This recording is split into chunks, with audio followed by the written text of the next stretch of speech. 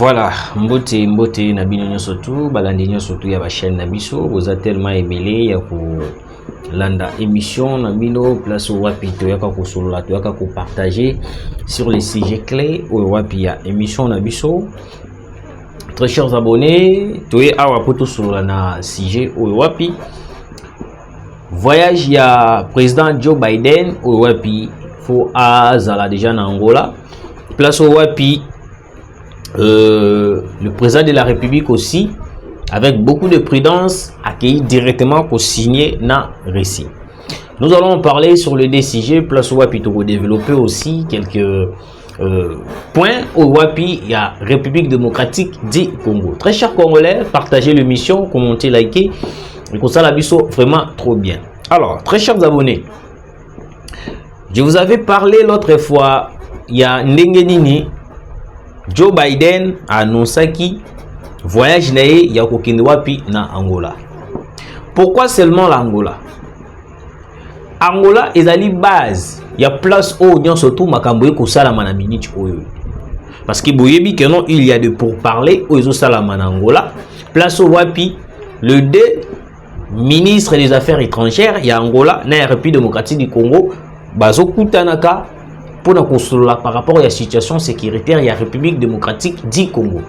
Alors, sur ce, surtout, il y a trouver solution pour la paix.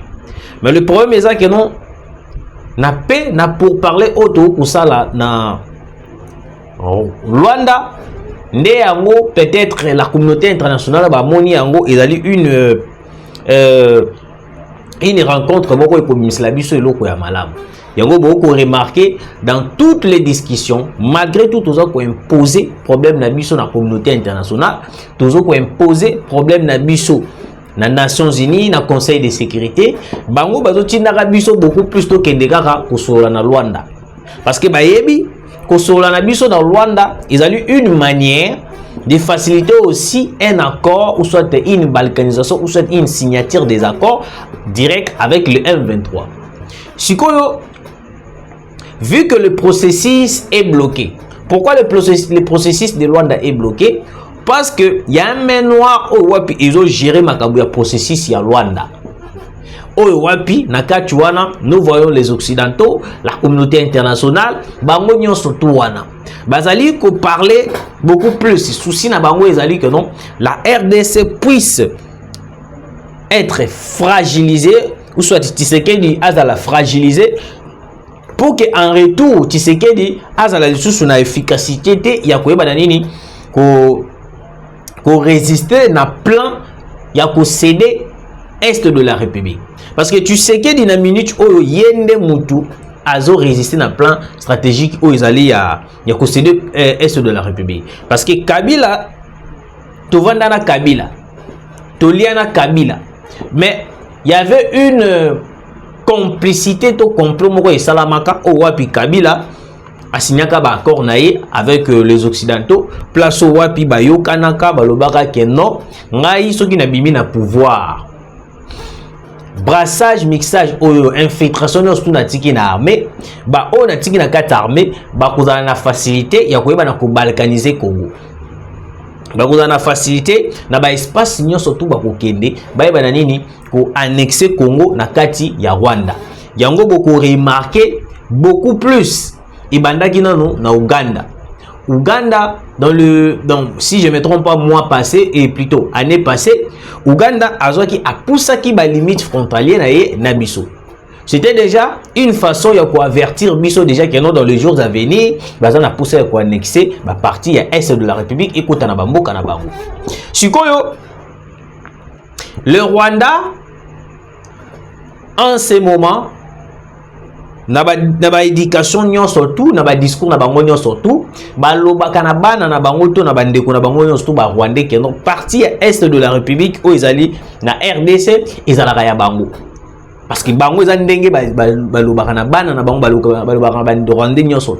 Donc moi na nyoso tout rwandais o abotami mukie ti azokola ayebi déjà que est de la République ezali ya Rwanda. Yango boko remarquer que non, il y a plusieurs complicités au wapi ba rwandais bazokola na yango na mutu. Les rwandais savent que non, l'est de la République eza ya bango, les rwandais ba kokola déjà na morale wana que non, est de la République eza ya bango. Alors le processus de Luanda est bloqué. Le processus de Luanda est bloqué par rapport Kagame ne veut pas signer ou soit prendre en charge les cahiers de charge aux Ezali pour neutraliser le FDLR à l'est de la République démocratique du Congo. Parce que Kagame Azalaki monte à Liboso, il y a Kosenga Biso qui est notre pays, ça y est plan de déstabilisation, plan de neutralisation, il y a FDLR. À travers notre ministre des Affaires étrangères, toujours au PC. Parce que dans il y a rencontre aux Salamana Luanda. Ce qui conclusion par rapport à RDC, il y a Biso RDC Tozo Lingela.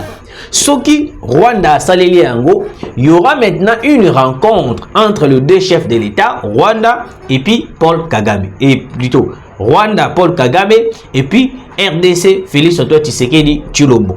Mais pour en arriver là à une rencontre entre Tshisekedi et Paul Kagame, il faut de préalable au wapi izosenga katia pour parler ya Luanda. Premièrement, et kosenga tout d'abord que tout le M23 balongwa na partie est de la République démocratique du Congo. Et puis comme Kagame alobaki na biso ke noté, ils alinde ba FDLR mutuba ko tungisaye. Kagame a neutralisé tous les FDLR au bazali na est de la République pour que biso en retour to ebisaki esoko bimisi bato na yo nyoso tout tikela biso parti à est vide longola ba militaire na yo nyoso tout. Kagame a compris que non, par rapport à la stratégie diplomatique, il y a Félix Antoine Tshisekedi, ce qui abimisi tous les rebelles, tous les Rwandais, tous les RDF, à cause de la ressource, la capacité de côté les ressources na Congo, parce que déjà la RDC envisage de construire une mur au wapi et au directement na Rwanda et puis au Kendepe na Makambo puis au Kabwana na Uganda, parce que vous allez comprendre que non, na étape au Tozana Yango, on devrait bloquer les frontières ya Uganda et puis na Rwanda, parce que c'est les deux pays en question au wapi lelo batouana bazo côté la rabiso facilement. Vous comprenez? Si koyo lokola processus ya Luanda ils osent la bloquer. Tshisekedi ne veulent pas négocier. C'est pour cela ils sont en train de créer un plan stratégique contre Tshisekedi. Directement après le Babenga Rango, rapport. Après plusieurs rapports, puis Joao Lorenzo APC et pas Joe Biden, APC pas la communauté internationale. Joe Biden a compris que non, dans le dossier à Baramouya Est de la République, ils ont beaucoup plus présence dans la quitté sur le terrain, pour finaliser complicité autozana yango ya pour déstabiliser Tshisekedi. C'est pour cela que vous comprendrez que non, beaucoup des opposants aujourd'hui, presque tous les opposants congolais, comme beaucoup plus que se pencher la communauté internationale au lieu de se pencher à la population congolaise. Parce que comprendre que non, ce qui n'est pas la population congolaise, la population congolaise a pour Tshisekedi. Alors, la population congolaise a pour Tshisekedi, ça sera tellement difficile de convaincre encore la population congolaise, il y a qu'à rejeter Tshisekedi. Parce que dans la minute où, comme tout beaucoup comprendre, Tshisekedi il est soutenu par le peuple congolais. Mais moi je me suis posé des questions. Joe Biden a zoé en Angola pour finaliser plusieurs complots où ils allaient que non et il y a qu'à déstabiliser la République démocratique du Congo.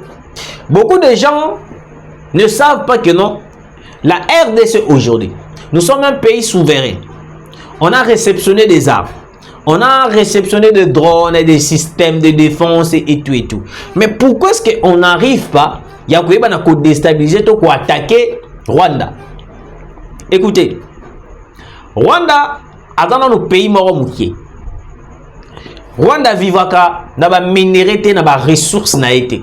Mais le Rwanda beaucoup plus à vivaka na ba don humanitaire au wapi la communauté internationale ba payer sakaye.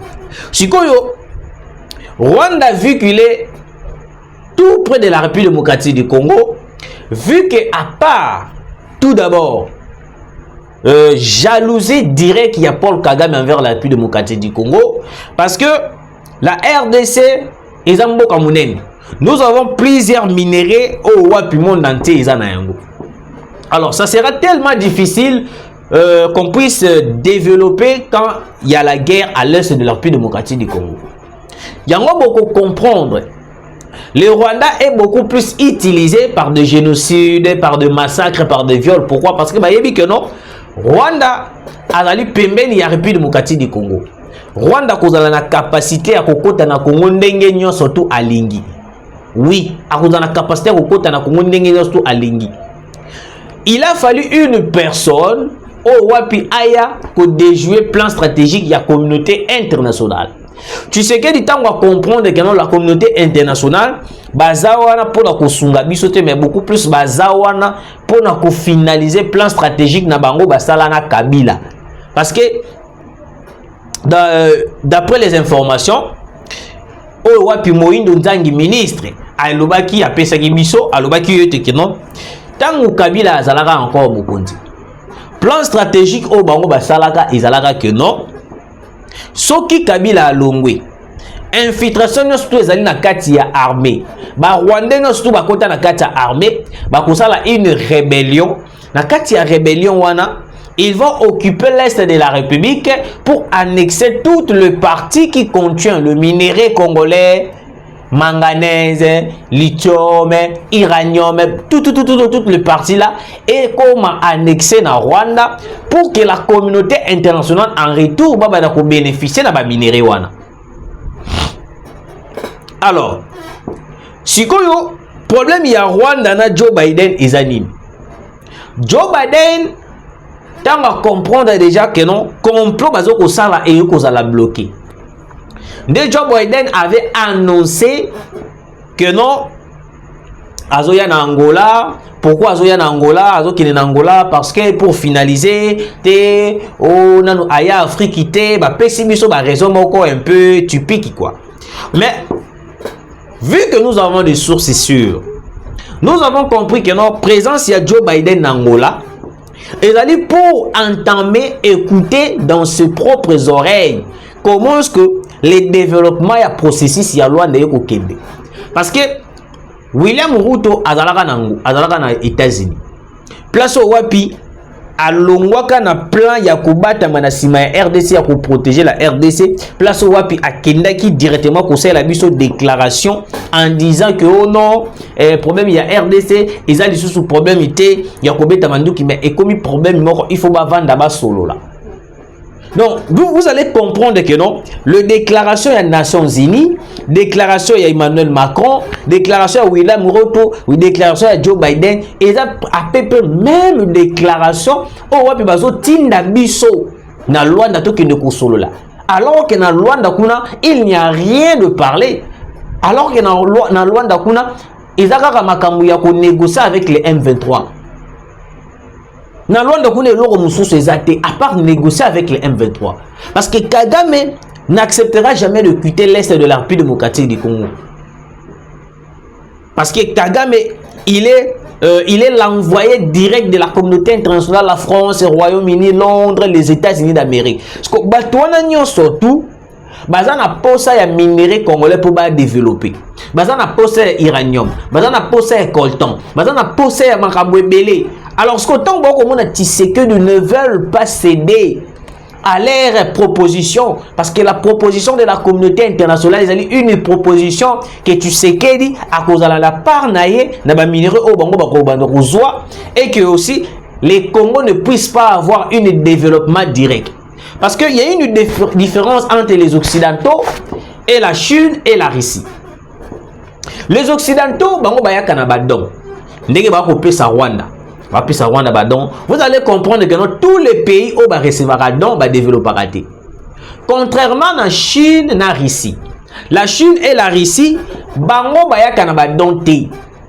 Ce qui va passer non bon peut-être un c'est touché bango mais beaucoup plus la Chine et la Russie bango baya kana idée de développement dans un pays collaborateur Ceux qui vont collaborer na Chine ou na Russie. Au lieu appeler ça donc, à couper ça soit intelligence ou soit matériel ou soit quelque chose au wapi et que ça a été pays na yo to yo moko e ba ko développer. Ce que vu le minerai congolais ndenge ezali bongo, la Chine s'est dit d'accord, la Russie aussi s'est dit d'accord de soutenir la République démocratique du Congo. Ce que tangu mokonza mboka ayoki déjà voyage ya Joe Biden na Angola. Parce que boye ya Joe Biden na Angola, c'est pour tout planifier. Ils vont planifier peut-être l'assassinat du président Félix Antoine Tshisekedi. Joe Biden peut planifier l'assassinat du président Félix Antoine Tshisekedi, peut planifier un empoisonnement contre Tshisekedi, peut planifier beaucoup de pièges contre le président de la République. Alors, nyonso tuana ezali na kati ya voyage ya Joe Biden kuya na Angola. Alors, vu beaucoup de prudence que le président Félix azalaka na yango, mokonza mboka atala lobi non, je ne peux pas comme Mamabongo parce que nayebi projet aux États-Unis et bon selingate. Directement le président de la République a signé un accord direct avec la Chine. OK? Quels sont les avantages de cet accord signé avec la Russie? Tout d'abord, et plutôt les armes. Vous comprenez que non, la minute oyoyo, la RDC a sombaka lisusu mindukite na mbogo. Parce que nous avons compris, on avait eu quelques lacunes autokutanaki na yango, place wapi la communauté internationale. Bah comme akiti na niveau ya ko bloquer ba compte bancaire ya République démocratique du Congo, ya virement na libanda ya mboka. Parce que bah comprenez qui déjà que ceux qui te se rendre na Chine, c'est que toke kusomba minduki. Ceux qui toke na Russie, c'est que toke kusomba minduki. Ils ont planifié un plan stratégique ya ko perturber réseau réseau bancaire et que ceux qui toke somba minduki toke décaisser mbongo ekubimate. Service indisponible, C'est pour cela le président Félix Antoine Tshisekedi, par rapport à la stratégie, parce que beaucoup d'armes aujourd'hui construites dans le monde entier, même les s'attendaient, même les avions de chasse et belé au beaucoup monde à l'élo, ils ont construit par le minerai, beaucoup plus le minerai congolais. Alors, le président de la République a fait un deal 50-50 avec État Wanagnon, surtout Chine et Russie. Le président de la République a boy de gauche à droite parce que a moni déjà danger et allé liboso. Parce que arrivé à Joe Biden na Angola, tu éviter planning de préparer contre le président de la République. Directement le président de la République a signé un accord direct avec la Russie. Place au Wapi, nous allons réceptionner beaucoup des armes, nous allons réceptionner des systèmes de défense, nous allons réceptionner des avions de chasse, des Sukhoi 25 et tout. Nyonso wana ekozala Tokoyamba yango na République démocratique du Congo en vue de faire face à une guerre directe avec la communauté internationale et le Rwanda. Parce que la communauté internationale envisage de soutenir Paul Kagame dans des armes, non pas des dons, mais nakata maminduki. Balobi ba pesa Kagame minduki, ba moni loko la sécurité à Kagame est comme dérangé. Bino ndenge boko ba sécurité à Paul Kagame est comme dérangé alors que Paul Kagame na pays naé problème égalité. C'est de là que nous avons compris que non, même les occidentaux bazo kubanga déjà signature des accords au Tshisekedi a sali na Russie. Oui, parce que la Chine, la Russie, ils ont deux pays le plus puissants au ouais puis ce qui lelo to s'accrocher na yango la RDC va s'en sortir na espace de guerre au ouais puis bango ba ko chabiso. Yango moni beaucoup remarqué Emmanuel Macron, Joe Biden, surtout les Occidentaux, ne veulent pas que la RDC puisse avoir un engagement direct avec la Russie ou la Chine. Parce que déjà les deux pays là en question, sont capables de causer RDC, longo lié na C, matissé likolo. Oui. Vous avez remarqué ces derniers temps, même le déplacement du président Félix Antoine Tshisekedi est commis un peu discret. D'après les informations, il paraît que il y a des services secrets, il y a occidentaux au Bazali en République démocratique du Congo. On s'est posé la question bah côté Ndengenin. Mais vu que beaucoup de gens et dans l'aéroport d'Abisso et dans la frontière, il y a une manière au batona ba komi ko côté là et ça un peu très compliqué. Yango moni mo konzamboka, il faut ko beta CT na bato ya DGM. Bato ba travailler na Kabila depuis à l'époque ya Kabila. Et belé ndenge bazabongo, et belé ndenge bazabongo ba facilitaka une entrée sortie ya bato o wapi balou ngabaye bala ko bomamboka. Oui, ko bomamboka. Parce que Joe Biden koya na Angola et ça te pour la visite.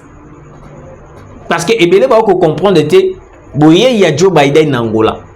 C'est pour tout planifier qui va arriver dans les jours à venir contre le président Tshisekedi. Parce qu'il y a des rencontres entre ministres des Affaires étrangères congolais ou Rwanda. Le jour où d'accord sur le même point, dès qu'on a une rencontre directe, il y a deux présidents rwandais et RDC. Parce que le local est d'accord. Il y a remarqué le processus est bloqué.